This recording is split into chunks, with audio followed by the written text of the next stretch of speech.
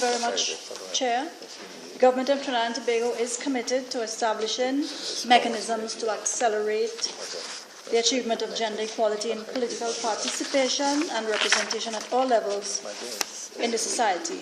To that end, our participation in national leadership and decision-making has increased. Our Prime Minister is female. Our Deputy Speaker of the House of Representatives is female.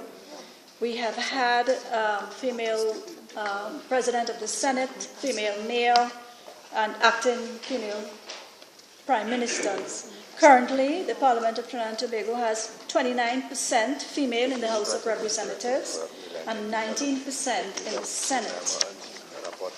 The government, through the Ministry of Gender, Youth and Child Development, has been engaged in gender mainstreaming through a number of initiatives, which include a number of programs. For example, our Gender Focal Point Training Program commenced in June 2011, where it is intended to catalyze gender mainstreaming in government ministries. We also have a gender sensitization training being conducted by our ministry with other government ministries, and we have engaged over 50 civil society organizations last year in gender sensitization training. In addition to that, we've hosted gender-based violence seminars with the Embassy of Chile and the UNFPA in order to increase the sensitization. We have also engaged the process of gender-responsive budgeting through comprehensive workshops, and we now have a draft policy. In terms of education, all our boys and girls have free education from nursery school level through primary and secondary level, and financial assistance for tertiary level education, even up to a certain percentage for postgraduate education. In terms of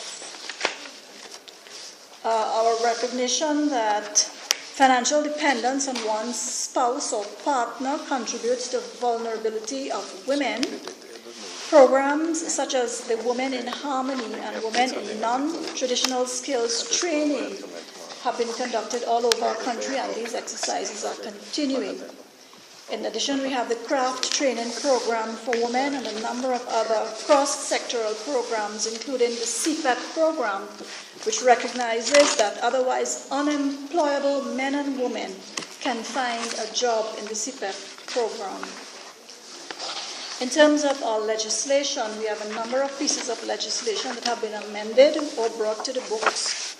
The Matrimonial Proceedings and Property Act was enacted in 1972 to amend the grounds of divorce, nullity, and judicial separation to facilitate reconciliation in matrimonial cases, to regulate matrimonial proceedings, and to amend the law related to the property of married, divorced, and separated persons to protect the rights of the female. A Married Persons Act protects a woman's right to make a contract in her own name without her husband's permission. This act also makes provision in respect of the rights of women regarding the administration of property. The Domestic Violence Act of 1999 was enacted to repeal an earlier domestic act with the aim of ensuring prompt and equitable legal remedy for victims of domestic violence.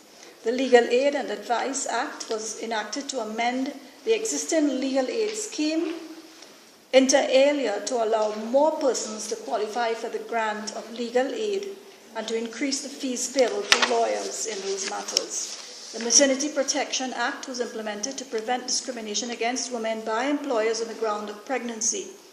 Under this act, women are guaranteed paid maternity leave for 13 weeks, a protection against dismissal on the grounds of pregnancy, the right to return to work on the same terms and conditions of suitably similar terms and conditions after the conclusion of maternity leave. The Cohabitational Relationship Act, implemented in recognition of the high incidence of common law unions and the right of common law spouses. And the Family Law, Guardianship of Minors, Domicile and Maintenance Act makes provision for the custody and maintenance of children and gives women the rights to custody of their children. and the Sexual Offences Act of 2000 amended legislation relating to sexual offences to protect women against various sexual offences, including rape, sexual assault, incest, and sexual indecency. We have other proposed initiatives such as paternity leave, equal pay for work of equal value legislation, and greater enforcement of the Trafficking in Persons Act. To be brief, I will just go to our Millennium Goals outcomes.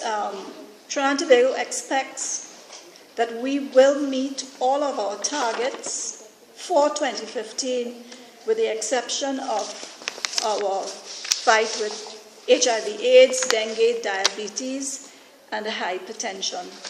Our outcomes are generally good, and we believe that we have already met one of the goals, which is to develop a global partnership for development. Madam Chair, thank you. Muchísimas gracias.